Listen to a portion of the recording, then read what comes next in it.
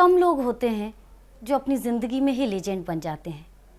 आज हम एक ऐसे ही लेजेंड का तारुफ आपसे कराने जा रहे हैं। 14 अगस्त 1922 सियालकोट के सिख खत्री ख़ानदान में पैदाइश। बाप का नाम डॉक्टर गुरबख्श सिंह और माँ का नाम पूरन देवी। मुल्क गुलामी के अंधेरों में नफ़रत की कहानी लिख रहा था। फिरंगी घोड़ों की टाप से हर हिंदुस्तानी खौफज़दा था। गुलामी की बेड़ियों को जल्द से जल्द तोड़ फेंकना चाहता था। इन हिंदुस्तानियों में नन्हा कुलदीप भी शामिल था, जिसे गुलामी रास न आई और बचपन में ही नन्हे कुलदीप के बागी ख्यालात ने रंग दिखाना शुरू कर दिया। आज सारी दुनिया उनके कलम का लोहा मानती है, मगर उर्दू ज़बान को इस बात पर फ़ख्र है कि कुलदीप नैयर ने अपनी सहाफ़त का बाज़ाब्ता आगाज़ उर्दू से ही किया। ये कम लोगों को मालूम होगा कि उन्होंने अपनी उर्दू सहाफ़त का आगाज़ रिसाला आगाज़ जो पाकिस्तान में था वहाँ से किया। दिल्ली आने के बाद उन्होंने मुख्तलिफ़ मीडिया का तजुर्बा भी हासिल किया। कुलदीप नैयर दरअसल उन सहाफ़ियों में से हैं जिनकी मैं बड़ी इज़्ज़त करता हूँ। मेरी उनकी पहली मुलाकात उस वक्त हुई जब वो दिल्ली में स्टेट्समैन अखबार के एडिटर हुआ करते थे। हमारे एक दोस्त बुजुर्ग थे काजी सज्जा हुसैन साहब, उन्होंने मसनवी रूमी का हाशिए लिखे उर्दू में। उस पर मैं चाहता था कि वो तबसरा कर दें अपने अंग्रेज़ी अखबार में। उस सिलसिले में उनसे मेरी मुलाकात हुई। उन्होंने मेरी बात सुनी मुख्तसरन और कहा कि मैं लिख दूँगा। दरअसल उस ज़माने में अंग्रेज़ी अखबारात में किसी उर्दू फ़ारसी किताब पर कोई तबसरा या तज़किरा मुमकिन नहीं था, लेकिन कुलदीप नैयर साहब ने मुझसे वादा किया। मज़े की बात यह है कि उन्होंने ये नहीं कहा कि रख दीजिए मैं देखूँगा, बल्कि कहा मैं कर दूँगा, और वो किया उन्होंने। कुलदीप नैयर की ज़िंदगी के मुख्तलिफ गोशों में झांकने की कोशिश करते हैं। गुलामी के वो तारीख दिन कैसे बीते? आपका बचपन इस गुलामी से किस तरह मुतासिर हुआ? जब होश संभाला तो अंग्रेज़ हुकूमत कर रहे थे। स्कूल कॉलेज में जाते रहे। यहाँ ये याद है मुझे कि उस वक़्त नेशनल मूवमेंट थी और स्कूलों वाले तो नहीं, कॉलेज में तो पार्ट लिया। क्विट इंडिया मूवमेंट थी तो कॉलेज में स्ट्राइक करवाई। कुछ प्रिंसिपल से झगड़ा भी हुआ। हमारे दौर में ये ज़रूर था कि रोशनी थी कि भाई अब ये जाने वाले हैं। कितनी देर लगती है अब क्वेश्चन ऑफ टाइम, लेकिन जाने वाले हैं।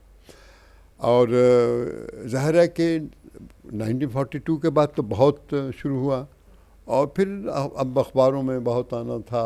वैसे एजिटेशंस, लाहौर आओ, लाहौर में पढ़ा तो लाहौर में तो एक बहुत बड़ा माहौल था। वहाँ स्टूडेंट फेडरेशन वो काफ़ी काम करती थी इस बात पे कि अंग्रेज़ बाहर जाएं, और जल्द से जुलूस, कोई डिबेट्स, पैम्फलेट लिखना पढ़ना, ये था। अखबारों में भी चर्चा था। तो इसलिए आप कह सकते हैं कि उस वक्त जो बैकग्राउंड या जो भी उसके चीज़ों से मुतासर हुआ तो उन्हीं दिनों में से हुआ। आपने अपनी तालीम कहाँ मुकम्मल की और सहाफ़त में आपको कैसे दिलचस्पी पैदा हुई? तालीम आदि तो सियालकोट शहर में हुई, एफ़ए वहाँ किया। फिर लाहौर आया, एफसी कॉलेज से बीए ऑनर्स किया हिस्ट्री में, और वहीं लाहौर में लॉ कॉलेज भी पढ़ा। तो मेरे पास बीए ऑनर्स एलएलबी की डिग्री थी जब तकसीम हुई। तकसीम के हादसे को आपने किस तरह कबूल किया? मुझे याद है कि मैं उस जगह मौजूद था जब पाकिस्तान का रेजोल्यूशन पास हुआ था 1940 में। उस वक्त तो 15-16 साल का था, लेकिन एक ट्रिब्यून के एडिटर थे, वो वहाँ जा रहे थे, वो मेरे जानने वाले थे, चलो तुम्हें भी ले चलें। तो ऐसा हुआ। मेरे कभी दिमाग में नहीं आया कि ये सही होगा। ऐसे मैंने कहा लोग सब बातें करते हैं, इतने रेजोल्यूशन वगैरह। तो अब जब ये बात लॉर्ड माउंटबेटन ने कह दी कि अब तकसीम होगा, तो हमारे घर में यही एक बहुत बड़ा मौजू था कि भाई अब क्या करें, चलें या ना चलें। हमने फैसला किया कि हम पाकिस्तान में रहेंगे। कायदे आज़म मोहम्मद अली जिन्ना ने तकरीर भी एक की थी, मेरे ख्याल है 11 या 12 अगस्त को, कि अब आप चाहे यहाँ रहिए वहाँ रहिए, अब या तो आप हिंदुस्तानी हैं या पाकिस्तानी हैं, अब मज़हब का पॉलिटिक्स में कोई तल्लुक़ नहीं, तुम अपने मंदिरों में जाएं, मस्जिदों में जाओ, वो ठीक है, अब आहिस्ता आहिस्ता तुम पाकिस्तानी और हिंदुस्तानी हो जाओगे। यही दो नेशंस हैं, यही दो कौमें हैं। सियालकोट तो मातृभूमि थी। नन्हे कुलदीप को क्या पता था कि सियालकोट के गली कूचे उनके लिए एक दिन अजनबी बन जाएंगे। फिरंगी आतिशबाजियाँ मुल्क को 2 हिस्सों में तकसीम कर देंगी। नफरत के अंधड़ एक नई कहानी लिखेंगे। सारा मंजरनामा ही बदल जाएगा। कुलदीप नैयर अपनी आप बीती में लिखते हुए इन नफरत के रंगों को भुला नहीं सके। मैंने कभी नहीं चाहा था कि सियालकोट मुझसे छूट जाए। यहाँ मेरा घर था, यहाँ मैं पैदा हुआ था, यहाँ मैं पला और बढ़ा। क्या सिर्फ इसलिए कि मैं एक हिंदू हूँ और पाकिस्तान एक इस्लामी मुल्क, और इसलिए मुझे सियालकोट छोड़ना होगा? एक पीर साहब की मजार थी, हम जब भी परेशान होते वहां चले जाते। खासकर मेरी मां को पीर साहब से बेपनाह अकीदत थी। सियालकोट नहीं छूटा, बल्कि एक पूरी तहजीब छूट गई। आपने अपनी आप बीती में पीर साहब का तस्करा किया है, कुछ उनके बारे में बताइए। मेरे फादर की लेबॉरेटरी थी, जब दुकान थी, हमारा अपना ही एक काफ़ी ज़मीन थी, प्रॉपर्टी कह लीजिए। फादर मेरे और 2 चच्चे, वो दोनों पास पास ही रहते, तो बहुत बड़ा था। तो उसके पीछे एक बाग सा था, तो वहाँ एक कब्र थी। अब ये तो हमें पता था कि कब्र है, लेकिन माँ ने कहा कि ये पीर की कब्र है। तो हमने सबने पीर की कब्र बोला। तो पीर साहब की कब्र का ये तसव्वुर माँ ने ये दिलवाया कि देखो तुम हर जुमेरात के दिन यहाँ एक दिया जलाया करो। तो ये एक हमारी हिस्सा बन गया ज़िंदगी का। तकसीम के वाक़ये पर आपकी कितनी किताबें शाया हो चुकी हैं? जहाँ तक ये किताबों का सवाल है, मेरे ख्याल है एक तो मैंने डिस्टेंट नेबर्स लिखी, दूर के पड़ोसी, फिर एक है इसी मौजू पे तकसीम पे ही वॉल एट वागा, एक किताब टेल्स ऑफ 2 सिटीज़, मैंने अपना सारा वो, वैसे ज़्यादा लिखता रहा हूँ मजमून। किताबें तो इतनी हैं और इतनी भी बहुत हैं मेरा ख्याल है। उस ज़माने में उनका एक कॉलम आया करता था, बिटवीन द लाइन्स, हफ्ते में एक बार, जो बहुत मशहूर था, बहुत मकबूल भी था। असल में कुलदीप नैयर साहब का जो सही मामले जैसे उरूज हुआ है, वो स्टेट्समैन के एडिटरशिप से ही हुआ है, तभी से लोग ज़्यादा उनको मुतारिफ पे। उनका ये कॉलम जो ही वीकली कॉलम था, बहुत मकबूल था। उनकी डायरीज भी हुआ करती वीक में। कुलदीप नैयर साहब के आर्टिकल्स के बारे में सर मैं तो ये कहूँगा कि उनके यहाँ 2 चीज़ें हैं, एक उनकी वीकनेस है, एक उनकी स्ट्रेंथ है। उनकी स्ट्रेंथ ये है कि उनकी मालूमात इन्फॉर्मेशन बेपनाह हुआ करती थी। हम लोगों को बड़ा अच्छा लगता था जो मालूमात उनकी उन कॉलम्स में हुआ करती थी, हम कभी कभी उसको पिकअप भी किया करते थे। लेकिन जो लैंग्वेज उनकी हुआ करती थी, मैं माजरत से ये बात अर्ज़ करूँगा कि वो उनकी कमज़ोरी थी। लेकिन बहरहाल उनके कॉलम्स, उनके आर्टिकल्स बहुत दिलचस्पी से पढ़े थे, दिल्ली में भी और दिल्ली के बाहर भी।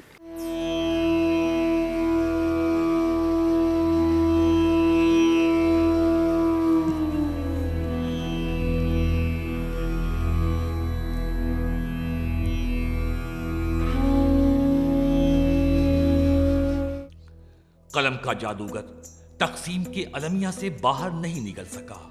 शहर जल रहे थे, लोग मारे जा रहे थे, चारों तरफ आग लगी थी। माँ के आंसू थमने का नाम ही नहीं ले रहे थे, लेकिन इन आंसुओं में एक खामोश पुकार भी शामिल थी। कुलदीप, मेरे बेटे, ये जलते हुए मकानों की याद नहीं है। याद है तुम 14 अगस्त को पैदा हुए। आज 14 अगस्त है, तुम्हारा जन्मदिन। ये जलती रोशनी दरअसल जलते हुए हजारों कुमकुमें हैं जो तुम्हारे जन्मदिन का जश्न मना रही है। आप 14 अगस्त को पैदा हुए और पाकिस्तान भी 14 अगस्त को आज़ाद हुआ।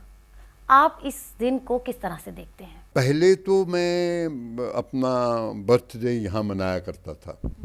15 साल से अब बर्थडे बॉर्डर पे मनाता हूँ, क्योंकि 15 साल से कोशिश किया है कि मोमबत्ती वहाँ जलाता हूँ। 15 साल तो सिर्फ 10-12 आदमी थे, पिछले साल कम से कम 4 लाख होंगे। मतलब ये मेरे दिमाग में कि 14-15 अगस्त को ये दोनों मुल्क आज़ाद हुए थे उस रात को। तो उस बात को मनाया जाए कि हम चाहे अलग हो गए लेकिन हैं एक ही दिन पैदा हुए। कुलदीप नैयर यानी उर्दू सहाफ़त का एक ऐसा नाम जिसकी हर तहरीर वक्त की आवाज़ बन गई। आपकी शुरुआती तहरीरें किन किन अखबारात में शाये हुई? पहला जो आर्टिकल मुझे याद है अभी तक, हुमायूं कबीर हुआ करते थे, मौलाना आज़ाद के सेक्रेटरी। उन्होंने एक फीचर एजेंसी शुरू की, तो मैं उनके पास पहुंचा, मैंने कहा कि मेरा आर्टिकल भी आप सर्कुलेट कीजिए। तो पहला जो आर्टिकल था, टू एवरी थिंकिंग रेफ्यूजी, ये मैंने, मुझे अभी तक याद है कि लिखा इस बात पे। इंडियन एक्सप्रेस में आया एडिटर, तो वो भी इंडियन एक्सप्रेस का जो नेटवर्क था, उनके चाहे हिंदी के अखबार या तेलुगु, तमिल, सब में छपता था अंग्रेज़ी के अलावा। उसके बाद जो मैंने शुरू किया वो सिंडिकेट कॉलम से शुरू किया। वो 80 अखबारात में छपता है, 16 ज़बानों में छपता है। पाकिस्तान, हिंदुस्तान में तो हुआ ही, खैर पाकिस्तान, बांग्लादेश, श्रीलंका, दुबई, ये सब में छपता है। तकसीम के अनदोहनाक वाक़यात, सहाफ़त में दिलचस्पी। कुलदीप नैयर कैरियर के आगाज से ही हमेशा बुलंदी पर रहे। रिपोर्टर, एडिटर, वो जहां भी रहे, जो भी लिखा, अपने ज़मीर की आवाज़ पर लिखा। 1975, 1977 के इमरजेंसी के दरमियान इस बेबाक कलम को जुल्म सितम की तकलीफें भी झेलनी पड़ी, मगर ये कलम कभी ठहरा नहीं, बल्कि नाइंसाफियों के खिलाफ हमेशा आग की बारिश करता रहा। उसके बाद फिर एक ज़माना आया, हालात तेज़ी से बदले, एमरजेंसी लगी, एमरजेंसी में वो गिरफ़्तार भी हुए कुछ अर्से के बाद। उस ज़माने में भी उनके बारे में बहुत शोहरत रहा करती थी कि बड़ा हिम्मत वाला, बड़ा ज़बरदस्त आदमी है, कि जो किसी भी किस्म के दबाव में नहीं आया और उसने अपना कलम की आज़ादी को बरकरार रखा। उस ज़माने में दिल्ली में 2 बड़े अखबार थे, स्टेट्समैन और इंडियन एक्सप्रेस, जो एक तरह से मिसेस गांधी के ख़िलाफ़ लिखते थे और एमरजेंसी के भी ख़िलाफ़ रहे। बाकी अखबार का मामला दूसरा था। बहरहाल कुलदीप नैयर साहब गिरफ़्तार हो गए। वो काफ़ी अर्से के बाद जब एमरजेंसी ख़त्म हुई तो रिहा हुए। रिहाई के बाद ग़ालिबन उन्होंने स्टेट्समैन वापस नहीं आए, लेकिन वो अपने फील्ड में बराबर लिखते रहे। उसी के बाद मुराद जलसा के ज़माने में उनको एक बार लंदन में हाई कमिश्नर बनाकर भी भेजा गया। इमरजेंसी के वक्त क्या हालात थे? आपकी किस तहरीर पर बैन लगा था? तहरीर पे बैन तो नहीं लगा मैं कहूँगा, लेकिन ये कि भाई जब ये हुआ, शायद 25-26 रात को हुआ, तो 27 शाम को कुछ हवारी मिसेस गांधी से मिल के आए एडिटर, तो मेरे पास पहुँचे। तो मिसेस गांधी ने कहा, उन्होंने सुनाया, ये कहाँ बड़े बड़े अखबार वाले गए, इतने एडिटर, कोई तो बोला नहीं, एक कुत्ता भी नहीं भौंका, ऐसा ही बात किया। तो मैंने फिर दफ्तरों में गया, कुछ दूसरा, मैंने कहा भी कल सुबह को प्रेस क्लब में 9 बजे मिलेंगे, सब एमरजेंसी में। तो वहाँ तकरीबन 105 आदमी मौजूद थे, एडिटर भी थे। तो मैंने एक रेजोल्यूशन पेश किया कि हम ये जो सेंसरशिप है इसको कंडेम करते हैं और गवर्नमेंट से कहते हैं उठा लो। किसी ने कहा कुछ एडिटर भी कैद हो गए हैं, मैंने कहा उनको भी। तो मैंने अपनी दक्षत से सब रेजोल्यूशन मैंने भेजे प्राइम मिनिस्टर को, प्रेसिडेंट को, इंफॉर्मेशन मिनिस्टर को, और मैंने उनको कहा कि आपको इस पर दक्षत करने की ज़रूरत नहीं, अगर कोई करना चाहे तो बाद में करें, तो वो भेजे। फिर मैं एक्सप्रेस में लिखा करता था, तो मैंने, अब वो तो लिख नहीं सकते थे क्योंकि सेंसरशिप था, तो मैंने ये लिखा, नो मिस्टर भुट्टो नो। तो सब बातें मिसेस गांधी की थी, लेकिन कहा भुट्टो। तो एक 4 जुलाई पे लिखा कि भाई तुम सब कुछ बनो, लेकिन जर्नलिस्ट मत बनना, ये ऐसा ही पेशा है। फिर वो मुझे जो BC शुक्ला हुआ करते थे इंफॉर्मेशन मिनिस्टर, बुलाया कि तुम हमें बेवकूफ़ समझते हो, ये तुम्हारा मतलब तो सब हमारे ख़िलाफ़ है और तुम कुछ और बात करते हो है? मैंने कहा अच्छा, अगर इतनी बुरी बात है तो मुझे नहीं पता था। खैर तीसरे चौथे दिन उन्होंने पकड़।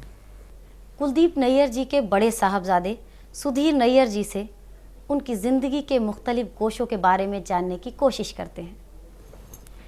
कुलदीप नैयर जी आपको बाप की हैसियत से कैसे लगते हैं? वो हर चीज़ में मतलब कोई भी छोटा काम होगा तो उस जो भी काम करेंगे उसमें बारीकी तक जाएंगे, ऊपर ऊपर से कुछ काम नहीं करते। He gets into the depth, he gets into details. और कोई चीज़ ऐसी नहीं छोड़ेंगे कि जिससे लगेगा कि देखिए उन्होंने ये एंगल नहीं सोचा, ये काम नहीं सोचा, ये एस्पेक्ट नहीं सोचा। चाहे अपने राइटिंग में करें, चाहे अपनी मूवमेंट में करें, जो इतनी वो मूवमेंट्स वगैरह में इन्वॉल्व हैं, या किसी किस्म का भी काम करें तो हर काम की बारीकी तक जाते हैं। क्या उनकी किताबें आपने पढ़ी हैं? हाँ जी, सारी किताबें पढ़ी। और दूसरों की तहरीरों से कुलदीप नैयर जी की तहरीरें कितनी अलग लगती हैं आपको? मैं अगर ऑब्जेक्टिवली देखूं तो मुझे जो सबसे अच्छी चीज़ उनके आर्टिकल्स में लगती है वो ऐसा है कि वो बड़ी सिंपल लैंग्वेज में लिखते हैं और बड़े सिंपल पॉइंट्स लिखते हैं कि जो सबको समझ आ सके। तो ये सिर्फ मैं ही नहीं कहता, बट जो भी मुझे मिलते हैं जो कहते हैं उनको कहते हैं कि देखिए जी कि उनके आर्टिकल बहुत सिंपल हैं, स्ट्रेट फॉरवर्ड हैं, सीधे हैं और टू द पॉइंट है। और उनके जो पॉइंट्स हैं वो जो आम आदमी को भी अच्छी तरह समझ आ जाते हैं। वो कोई हाई फ्लोन फिलॉसफी नहीं लगाते, टॉपिकल चीज़ लिखते हैं और सिंपली लिखते हैं और ऐसे लिखते हैं कि सब लोगों को समझ आ सके। उनकी कौन सी तहरीर आपको सबसे ज़्यादा पसंद है? उनकी वो किताब थी द जजमेंट, वो मुझे सबसे अच्छी लगी। हम गुफ्तगू करते हैं उनकी शरीके हयात भारती नैयर जी से। तो भारती नैयर जी, आपकी शादी कब हुई थी? 49 में हुई। हाँ, पार्टीशन के 2 साल बाद हुई।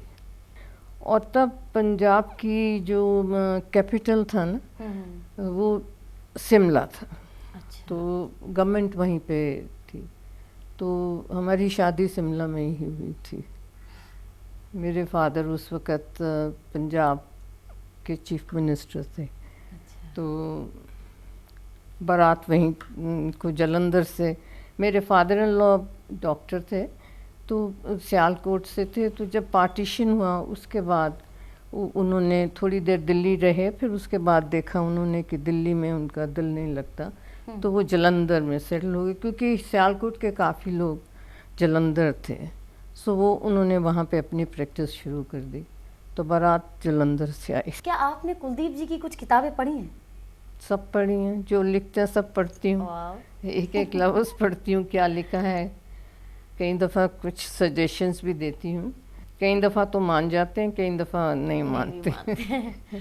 पर अभी भी जो आर्टिकल करते हैं ज़रूर पढ़ती हूँ, पहले मैं पढ़ती हूँ। शादी के इतने वर्षों के बाद आप उनमें क्या तब्दीलियाँ महसूस करती हैं? अब जैसे जैसे उम्र बढ़ती वैसे भी तब्दीलियाँ आ जाती हैं। शादी के बाद नहीं आती। पर हाँ, इनको अब ये हो गया है कि ये ज़्यादा टाइम बच्चों के साथ बिताना चाहते हैं, क्योंकि जब ये इतनी जद्दोजहद कर रहे थे और प्रोफेशन में भी थे और उसमें भी गवर्नमेंट ऑफ इंडिया में पहले रहे, तो उसमें इनके पास इतना टाइम नहीं होता था कि बच्चों के साथ, अपने हमारे 2 लड़के हैं तो इनके पास टाइम नहीं होता था कि बच्चों के साथ टाइम बिता सकें। कुलदीप नैयर से हमारी बातचीत जारी रहेगी, लेकिन उनके बारे में कुछ मज़ीद जानने के लिए आइए उनके दोस्तों से कुछ गुफ्तगू करें। कुलदीप नैयर साहब बहैसियत जर्नलिस्ट आपकी नज़र में कैसे हैं? देखिए, मेरा तो उनके साथ बहुत 60 साल से ऊपर से ताल्लुक़ है। मैं और वो लाहौर में लॉ कॉलेज में इकट्ठे पढ़ते थे और उसके बाद बहुत हम नज़दीक रहे और इसके बाद भी जब यहाँ आए हिंदुस्तान में उनके साथ हमारा बहुत रहा। उनके साथ तो रिश्तेदारी भी बहुत है, मगर रिश्तेदारी से ज़्यादा हमारा दोस्ताना बहुत है। रिश्तेदारी सेंस पे है कि मिसेस कुलदीप नैयर मेरी सिस्टर है और कुलदीप जी की सिस्टर मेरी वाइफ है। It was a very top family. Kuldeep साहब की सियालकोट में उनके जो वालिद साहब थे, he was one of the top things. ना वो ना हमारी फैमिली कोई पाकिस्तान से आना चाहती थी। एज ए मेरे कुलदीप साहब को तो पहले इसलिए भेजा कि वो हिंदू मुस्लिम रिकन्सिलिएशन में करते थे। उनकी जो फैमिली आई वो भी थोड़ा सा सामान लेके आई विदेश के वापस जा सके। फिर आके इन्होंने यहाँ पहले उन्होंने पता होगा को उर्दू में उन्होंने करा। And as a matter of fact both Kuldeep and my self were witness to the not witness to actual tragedy but immediately जो महात्मा गांधी जी की हुई। हम उस वक़्त अमूमन हमारा होता था कि हम शाम को हम लॉ में जाते थे, वो अपना किसी पेपर वगैरह में तो इंडिया गेट मिला करते थे। तो वहाँ हमको खबर आई कि गांधी जी का असैसिनेशन हो गया। तो हम हमारा उस वक़्त वो था मोटरसाइकिल, उसके पीछे वो बैठ के हम दोनों वहाँ गए। तो 30 जनवरी जो था, तो रास्ते में हम दोनों को इतनी घबराहट हो रही थी कि शायद ये कत्ल किसी मुस्लिम भाई ने ना करा। बहुत घबराहट थी। जब वहाँ पहुँचे और मालूम पड़ा कि नहीं किसी हिंदू ने करा, तो वो जो दुख और शौक था वो तो था ही, मगर इस मामले में एक, क्योंकि हम दोनों का उस वक़्त ख्याल था कि बहुत तूफान खड़ा हो जाएगा अगर ऐसी बात।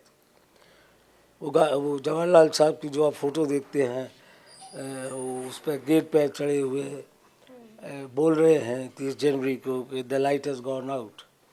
Kuldeep and my self are witness, I witness to this. बाहर हम खड़े थे, वो उस वक्त वहाँ आए।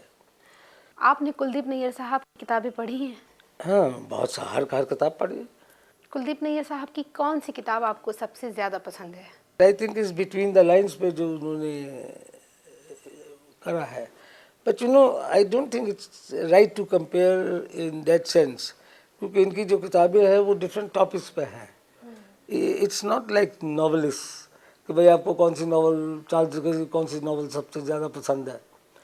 बिटवीन द लाइन्स में एक डिफरेंट है, इंडिया आफ्टर नेहरू डिफरेंट है, इसी एमरजेंसी की किताब जो है वेरी पावरफुल बुक, वो डिफरेंट है। और एक्चुअली आपने उनको देखा जो लेटेस्ट स्कूप्स है उनकी, as a matter of fact, he has been very kind to dedicate that Scoops, his latest book. He is totally fearless. हम गुफ्तगू करते हैं मशहूर सहाफ़ी और दानिश्वर जनाब असद मुफ्ती साहब से।